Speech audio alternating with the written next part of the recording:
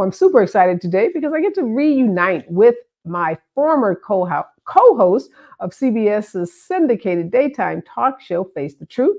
We also often served as co-host on the Emmy Award-winning daytime talk show, The Doctors. She happens to be a triple board certified neuropsychologist, a tenured associate professor at Pepperdine University, a TV and podcast host, and a two-time published author. She is out with a new book just a couple of months ago. It was released, and it's called The New Rules of Attachment.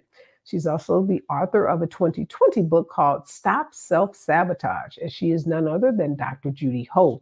And she's going to join me in this hour to help us understand what our attachment style is and how our attachment style impacts the relationships we have with our intimate partners, with family members, even with coworkers. Also, we'll talk a lot about how is our attachment style developed, and do we have the tools, or can we develop the tools to change our style if we're not happy with it? So if you've been wondering why you may be struggling in some of your relationships, whether it's with your partner, a spouse, or maybe even with coworkers in the workplace, this is one show you don't want to miss, because we have the expert of experts who's going to help us understand how we can develop an attachment style that leads to success in all of our relationships. Judy Ho is out with a new book called The New Rules of Attachment. The book came out in March of 2024. And I'm so happy. I was driving on Friday, listening to the radio, which I rarely do in my car, and happened to hear Dr. Ho talking about her book, and immediately texted her and said, I've got to get you back on my show. I'd love to share with my audience this book, because I was just hearing so many wonderful things and things that I thought were so helpful to the audience about relationships and how your attachment style impacts your relationship. You guys will remember Dr. Ho and I served as co-hosts together on CBS's syndicated talk show, Face the Truth. And we often were on the Emmy Award-winning show, The Doctors, together. So I'm always grateful to be in conversation with the super smart Dr. Judy Ho. Thank you, Dr. Ho, for responding to my frantic text message that I sent you while I was driving, as I was so shocked to hear you talking about your book, and so glad you're here to share it with my viewers and listeners. So let's just jump right into this attachment style. I don't know if I even had heard that term before, or so I don't know if I had a thorough understanding. So let's just start with the basics. What is it when we talk about, or you talk about in your book, your attachment style? Well, Areva, thank you so much again for inviting me back on your show. It's such a delight to reunite with you. And attachment style goes back to our very, very early years.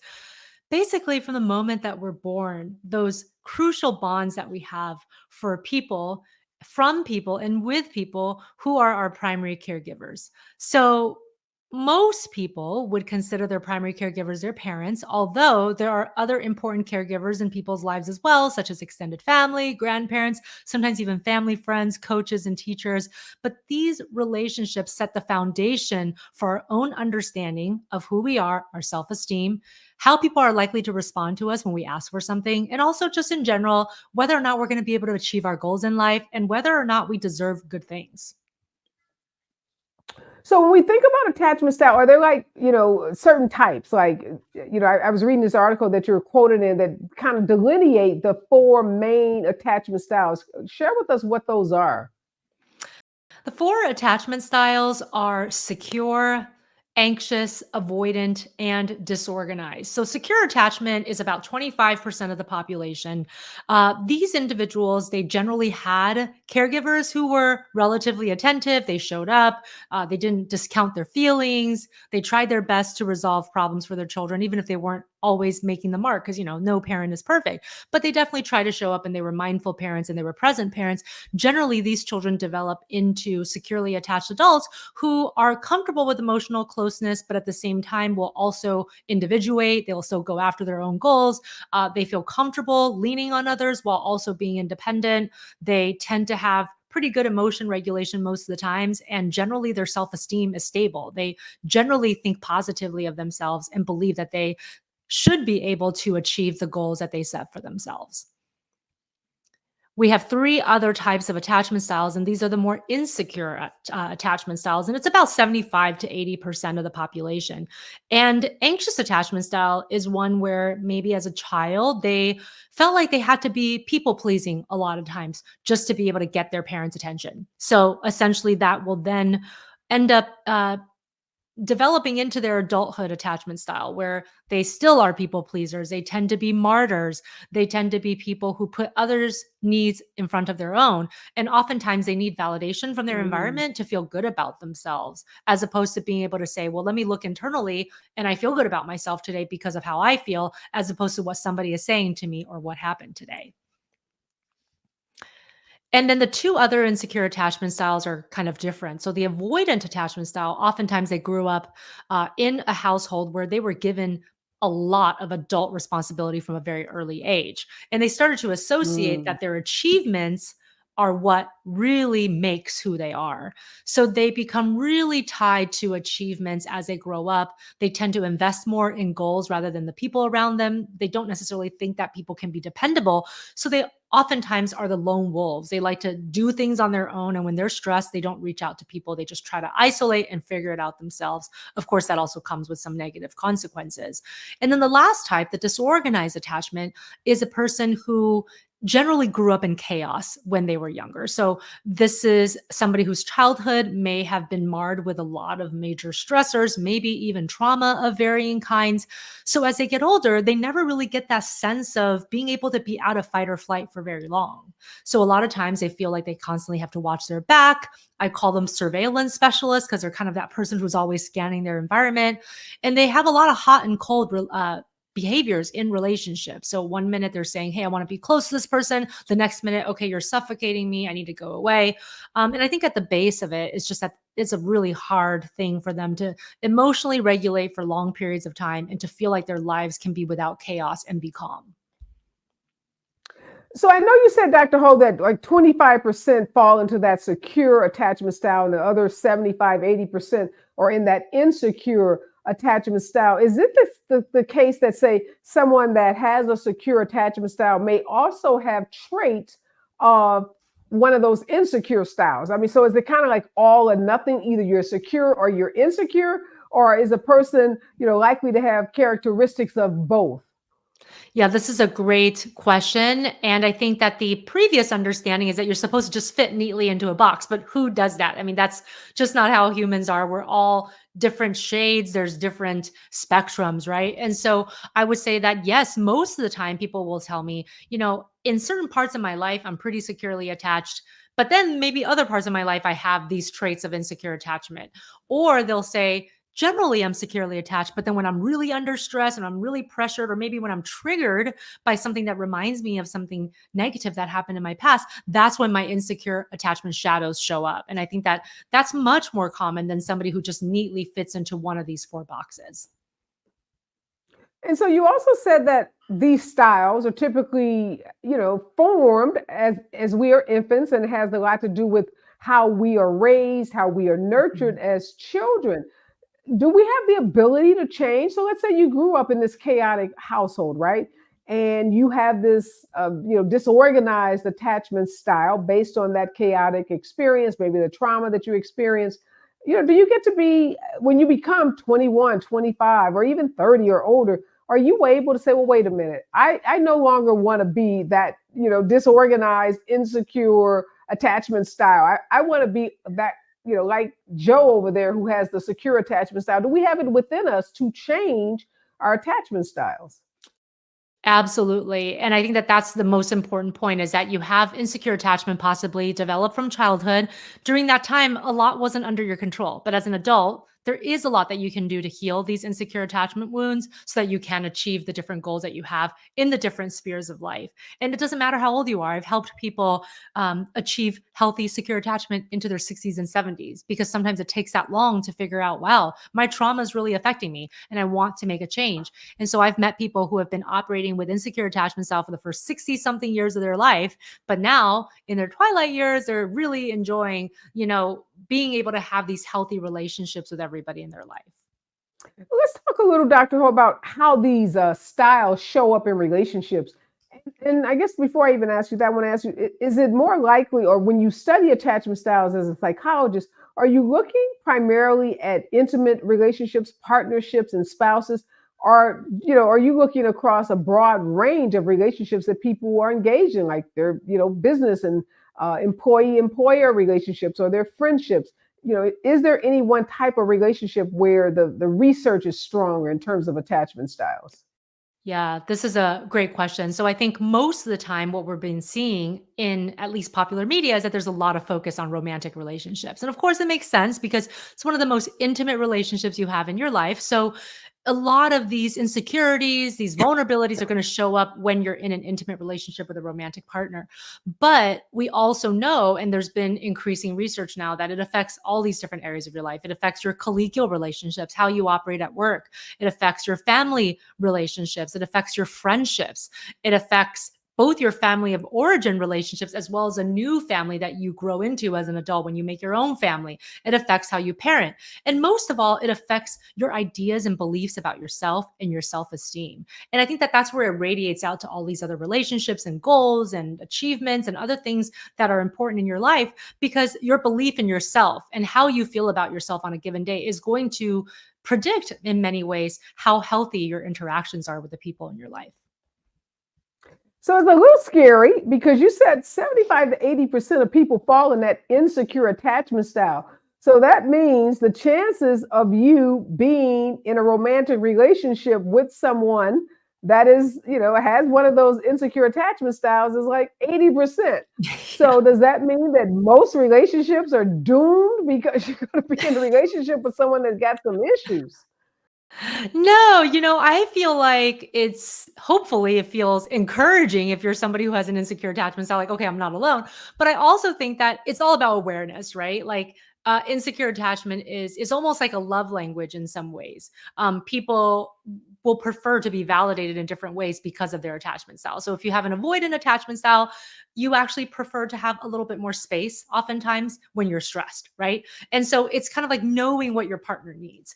When you have a anxious attachment style, what you really need is somebody to say, yes, you're doing great. Like, yes, you got this. Like, you need to give them more verbal encouragement. So I feel like if you're in a relationship with an insecurely attached partner, if you know what their triggers are, as well as what helps to reinforce feeling good about themselves, then it's like trying to do those things that are going to help them in that moment. So I'm thinking like, zodiac signs. Obviously not the purview of a triple board certified psychologist, but there are these people who believe in zodiac signs who say, well, if you are a Taurus, you should only date a Gemini, or if you're a Scorpio, you should Mhm. only date a Libra.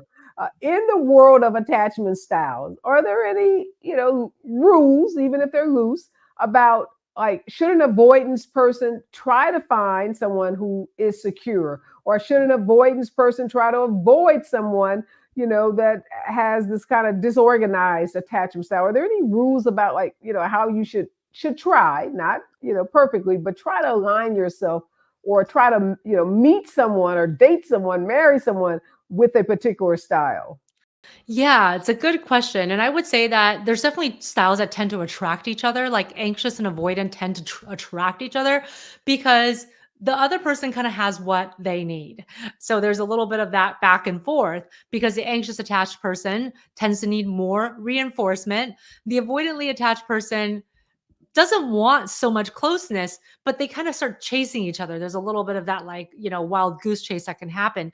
But I don't think that it's necessarily that one style definitely matches another. It's just that certain styles, I think, are like looking for another style that reminds them of certain pieces of their childhood, or like is helping them with some unresolved issues. But obviously, that's not how we should utilize our partners. I think more than anything, it's important to know that every attachment style can have a healthy relationship with another attachment style. But the key is awareness, like just knowing what sets your partner off, what sets you off, and being able to clearly communicate that as you're both trying to hopefully heal towards secure attachment so that it doesn't feel so burdensome when things get stressful.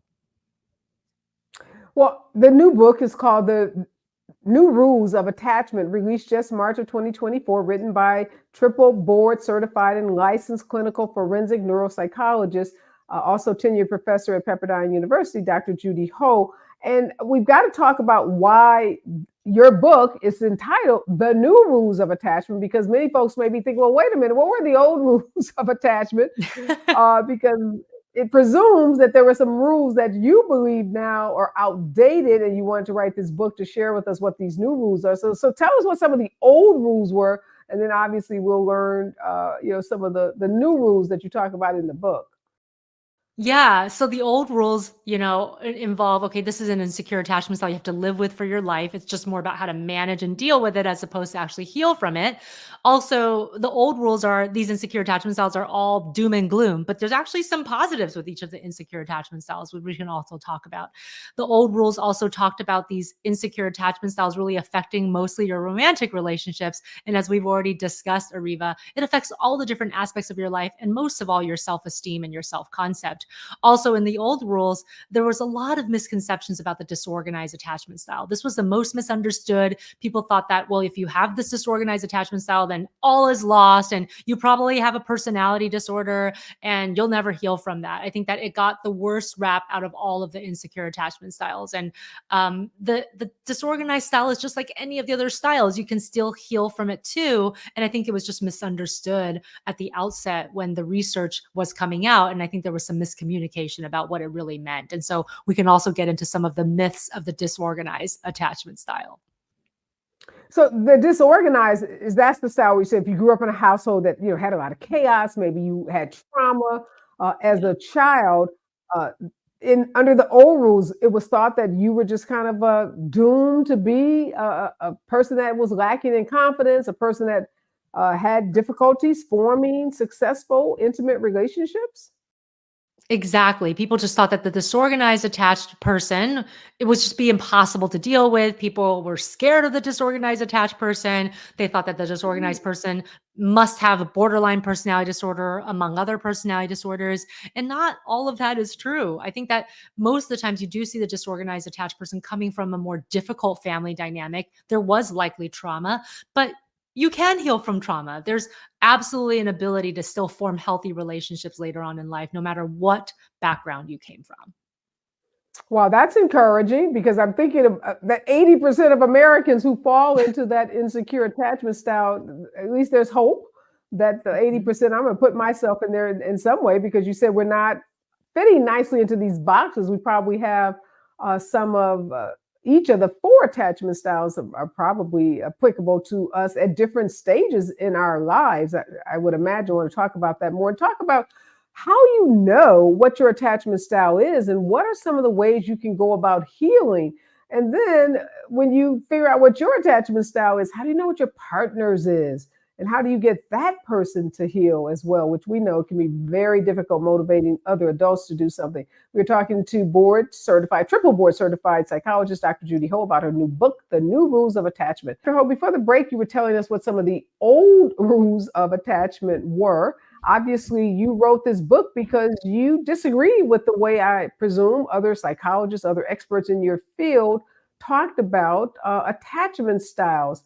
I want to ask you, well, I'm asking you now, how did your colleagues, because when you write a book called The New Rules of Attachment, again, first thing comes to mind for me is what were the old rules? So was there any pushback from the scientific community, by the community of experts that you work with around this notion that there are new rules, or is this now a trend and widely accepted in psychology? Yeah, good question. I think when I talk to some of my friends who work with people who are coming to them with attachment issues, I think by and large, they actually agree that it goes beyond the romantic relationship. But generally, how people show up is because of romantic relationships. So I think that that's where these old rules came from is like, okay, we just have to talk about how this affects your romantic development. But I think when you really dig deep, it's like, well, what's behind that? It's because the person doesn't believe in themselves or they have insecurities within themselves and it's showing up in these intimate relationships. Sometimes people are coming to therapy because someone in their life is making them. And usually that person is the husband, the wife, a spouse, a longtime partner of some sort. And so I don't think that I've been getting so much pushback, but I do think that people have said, yeah, you know what? I haven't really thought about how much it just affects you integrally. It's just all about the formation of you as opposed to how you show up in a relationship. And I also think that people aren't talking enough enough about how it affects you at work. I mean, there's so much impact in terms of your belief in yourself and how you believe others around you will respond in terms of how you navigate your career and whether or not you go for it. You go for that promotion. You push yourself, you challenge yourself to do other things other than what you're doing and just being in the comfort zone. And so rather than getting a pushback, I think I'm getting more dialogue with my colleagues about, well, what is really showing up in their therapy rooms and then how it's affecting them. Because another part of attachment is it affects your therapeutic relationships. And so that 80%, many therapists have some insecure attachment style. And it's funny because there's countertransference when certain clients are bringing up certain things. Sometimes the therapist themselves feels triggered and their attachment wounds show up. So how do you manage that? And that's a big part of the conversation as well. And I guess along that lines, the anxious, avoidant, and those insecure attachment styles, do they tend to show up more in certain demographics? Whether it's the demographics of psychologists, or some Mhm. show up more in men versus women, or different ethnicities or different races. Is there any research to show, where those styles tend to show up more? Yeah, there's less research about the different demographics, which I think would be so important and so crucial to know. But I do know that some of the research illustrates that females are more likely to be aware of their attachment styles. And so again, it's because, partially cultural cultural understanding, cultural expectations that females are self-reflecting more, they're thinking about this more, but oftentimes it's the females who bring up attachment styles in a relationship and the males are like, "Oh, okay, that makes sense," but maybe they hadn't thought about it up until that point. And so, the research is very limited in terms of ethnicities, in terms of maybe age ranges, but there has been a lot more research recently about how attachment shows up in the workplace and how people can have their attachment styles show up in their interactions, especially with their supervisors and their bosses, because in some ways that's kind of like a parental figure. It's somebody that you look up to. And so then a lot of your childhood experiences with your own primary caregivers can replicate itself in the work environment. Well, and so is it the goal, or should it be the goal of that 80% who fall into that insecure attachment style? Should it be the goal, say, of the anxious and avoidant style personalities? Should they be aspiring to become the secure attachment style? Yeah, I think, one of the things that's important to point out is that people with insecure attachment, there is benefits to that. People who are anxiously attached, they tend to be people pleasers, but when they're not at that extreme, then they're the most helpful person you can have in your life. They're not overly people pleasing if it's not overly pathological, but they're just there. They just like want to show up for you and they want to listen and they're super empathetic, right? So there's all of these positive traits associated with insecure attachment too. But I think overall, secure attachment is, at least for the most part, what people would want to aim to emulate because it is associated with the most positive mental and physical outcomes. It's associated with the most connected and important and uh and quality relationships, right? And that is going to foster your own thriving. And so I do think that there's something to be said about emulating that, but also understanding, and what you had mentioned earlier, Areva, is that most of us are not going to operate in the secure attachment style 100% of the time. Like it's just not possible, right? But maybe 70 or 80% of the time, if you can do it, then that's wonderful. And 10 to 20% of the time, some of your insecure shadows show up. That's most people. And I think when we're stressed, when we're triggered, that's when it's going to happen the most, or in an important life transition, like when you're transitioning from one job to a totally different job, when you're moving from one place to another where you have no friends, or when you're going from working to retirement. That's when a lot of people's identity crises show up. It's like, well, who am I now? And then sometimes the insecure attachment styles will show up there. Back to the romantic relationships, I'm just thinking, since you said women tend to be more self-aware, and there is some research that suggests that maybe women are, thinking more about their attachment style than men. Is there any particular time in the relationship where you would advise, this is the right time to start talking about attachment styles? Like there's some rules about when you should talk about marriage or having kids or maybe moving Yeah. in together. There's this notion that you don't want to, like on the first date, overwhelm someone, maybe cause that person to get nervous, like, oh my God, this person is desperate or needy or too thirsty.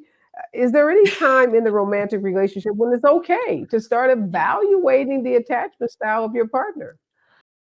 Yeah, you know what? I think it shows up in the first few dates, you know? So even if you're not actually having the conversation, I think you can kind of tell. I mean, as I'm looking back in my own life and my own dating experiences, I mean, there was people who were people pleasers from day one, right?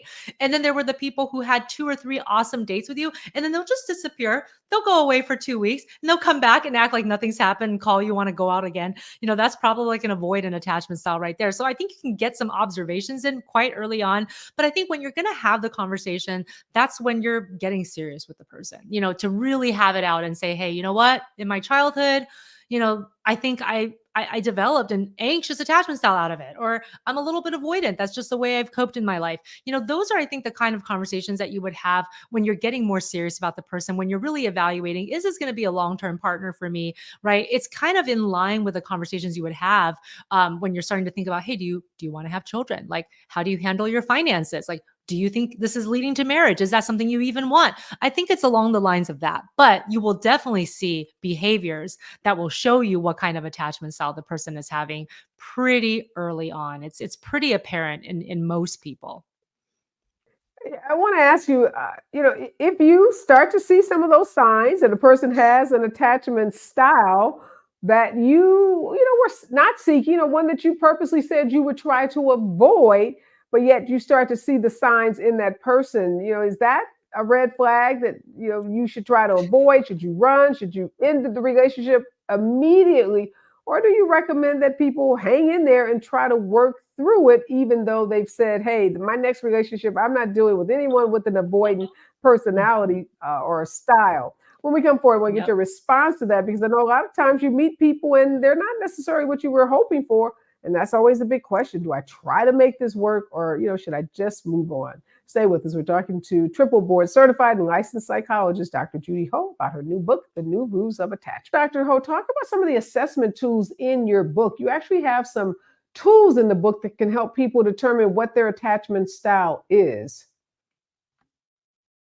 Yes. So you can actually access the quiz for free on my website. It's also available as a link on any of my social media accounts. So you can grab that and take the quiz yourself, give it to a friend, give it to your partner, give it to a family member to learn a little bit about what your attachment style is. And just like Areva and I were saying, you're probably going to find that you're a combination of styles. That's one of the other new rules. Everybody just thought that you're supposed to fit neatly into these boxes.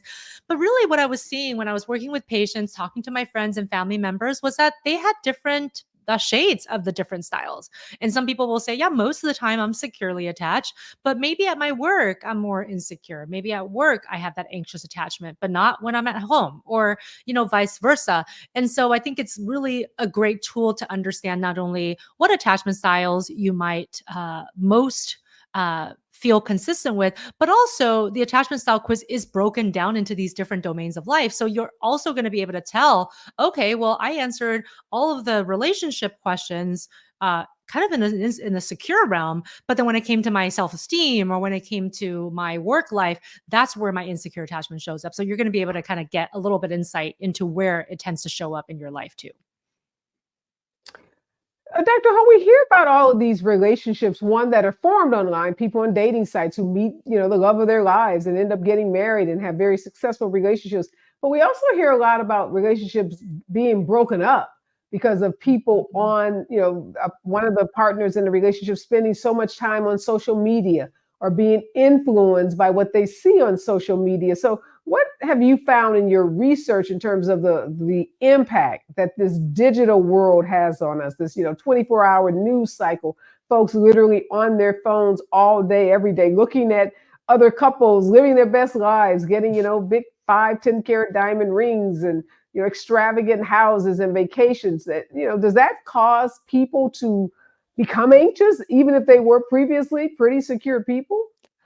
I definitely think that that can happen. So we've been talking mostly about how attachment styles are mostly formed in our childhood in these early years that are foundational. But absolutely, as you get older and the experiences that you have, the relationships that you have, the disappointments that you have, that's going to impact the development of your attachment style too. And especially like you were saying, this FOMO that people get when they look at social media and you see these beautifully curated feeds and you're like, well, why is my life not like this? But most people are not saying, "Hey, guess what? This morning I spilled some coffee in my lap. Here's a picture of that." Like no one's highlighting that. So you got to remember that you're just seeing snapshots of these like positive moments in people's lives. But it can be hard to remind yourself of that, especially when you're just scrolling passively, like waiting for, whatever the next meeting that you have. And for 20 minutes, you just keep going through everybody's highlight reels and you're like, oh my God, everybody's life is way better than mine. That, of course, causes insecurity. And then it causes you to want to validate yourself from other people as opposed to like, hey, you know what? I do feel still pretty good about my life. Let me just put that away for a second and be grateful for some of the Or it blessings can that I make you already feel have. really bad, like I'm not doing enough, right? Like I'm not enough. I Yes. haven't accomplished enough. I don't have enough material things, or I didn't, get this award, or get this Yeah. degree. How do you help people who look at social media and look at, their neighbor's mat and start causing themselves to doubt themselves and feel, less than because someone else Mhm. seems to be accomplishing so much? Yeah, in both of my books, I talk about the importance of remembering your values, right? So we're a very goals-based society and we're like checking off to-do lists and bucket list items and like can get carried away with that. But even on your worst day, did you live in accordance to your top values? Those things that are the most important to you in life that you want to stand for and be remembered by, but can't be checked off a list. Things like integrity and spirituality and community and adventure and knowledge. So even on your worst day, did I do something that is in service of my top values that makes me feel like I'm still living a life of authenticity and integrity? Those are the questions that we have to ask ourselves when we feel too pulled by social media and starting to feel really bad about ourselves and our lack of accomplishments. And I'm putting that in quotes, right? Because we are the hardest on ourselves. Everybody's negative self talk is way worse than what somebody else can say to you openly. The way that we talk to ourselves in private is so mean, and it's really important for us to work on more self compassion, and values based work is one way to do that. Let's talk in the last couple of minutes about healing, because obviously, 80% of us are in that insecure attachment style category. Yeah. That means we have work to do. So, what are some of the things? Everybody doesn't have access to, top notch therapists like yourself. Folks don't have health insurance, or, maybe if they do have health insurance, they don't have time to take off from work, or for whatever reasons, they can't go to therapy or access therapy. Are there things that we can do ourselves to start to heal and to repair some of the harm from some of these insecure attachment styles? Absolutely. And in my book, I talk a lot about reparenting, which is essentially a whole set of different strategies where you basically become your own secure parent. Your adult self is going to try to meet those needs of that inner child version of you that might have some of those unspoken needs, unmet needs, things that they put away in childhood because they thought that that wasn't acceptable, right? And some of the easiest ways to start reparenting is really just getting clear on what your own priorities are and what your own goals are and what healthy boundaries would allow you to be able to achieve those things that you want. So often, especially I think women, it's so easy for us to, just have a very permeable boundary. Like we say we're going to stick to something and then somebody asks for our help. We're like, okay, we're going to just drop everything and do it. Right. But there has to be some kind of balance. And I think that even just understanding where are my healthy boundaries and how do I start to really enforce them in a loving way, but also in a very firm way, that gives you then the space to say some of my needs should be acknowledged and I need to be able to pay attention to those. And if you, in a relationship and your spouse, you've read the book, you've done the quiz, you're doing the work, and your spouse is either in denial or just refuses to do the work. Is there anything that you can do to nudge another adult to do the work? Yeah, I think you got to make it worthwhile for them. So kind of like trying to find out the things that they've been, struggling with and saying, well, maybe if you looked at your attachment style and try to heal something that's so fundamental, it could help you with your work goals. It could help you with your relationships. It could help you do the things that you really want to do. So I think really directing them to what is the life that they want to live, and then being able to propose this as like a possible solution that if you work on this, you might be able to get to where you want to go. Yeah, we know that working on yourself healing doesn't take forever, but nor is it quick. Is there any rule of thumb, like if I buy your book and start working on my issues, my insecurities, like, should I expect to see some results in 2 months, 3 months? Like, how long on average? I know this is different for every human being, but Yeah. what can someone reasonably expect in terms of starting to see some differences if they commit to doing the work? Such a good question. And I think it's great to have realistic expectations. Obviously, attachment styles take a long time to heal. We're all works in progress. But just remember that it takes about 4 to 6 weeks to break old habits and make new ones feel like a comfortable habit. So, in the first couple weeks, it's probably going to be the biggest struggle. Like, you're going to forget to do a skill, or you're going to do a skill and be like, did I do that right? But about 4 to 6 weeks, you're going to start seeing some concrete differences. Like, even if I'm not fully healed, because who is fully perfectly healed, you're going to start feeling some fundamental shifts and the work is going to start feeling easier. So, 4 to 6 weeks is that magic kind of line for any kind of major behavioral change. So I know, Dr. Ho, you said you offer some free resources on your various social media sites. So tell people where they can find these free resources, because I want people to get these resources. 4 to 6 weeks is a short period of time. I mean, if you can change a behavior and feel better in 4 to 6 weeks, that's amazing. Yeah, definitely. And I encourage everybody to give it a shot and don't give up. So my website is drjudyho.com. Follow me on social at Dr. Judy Ho. And I share free resources through my newsletter as well. You can sign up through my social media or my website. But yeah, I'm really happy to do this and to hear what everybody thinks once they use the free resources and see if they can find some change in their life. Just even one shift is so important. Again, the new book is called The New Rules of Attachment. It came out just this March, so you will be amongst those early readers who are just getting this book. And I don't care who you are or what you've been through. I think the good news here from Dr. Ho is that we can all heal, we can all change, we can make our relationships better, our intimate partner relationships, our work relationships, our platonic relationships. And again, for me to think that in 4 to 6 weeks, you can't get a flat stomach. You can't get bikini ready in 4 to 6 weeks, but that you could change an attachment style, or at least, be on the road to changing some insecurity that you may have that would help you have a healthier relationship is phenomenal. Again, thank you, Dr. Hope, for spending some time with us and educating us about our attachment styles and giving us hope about how we heal.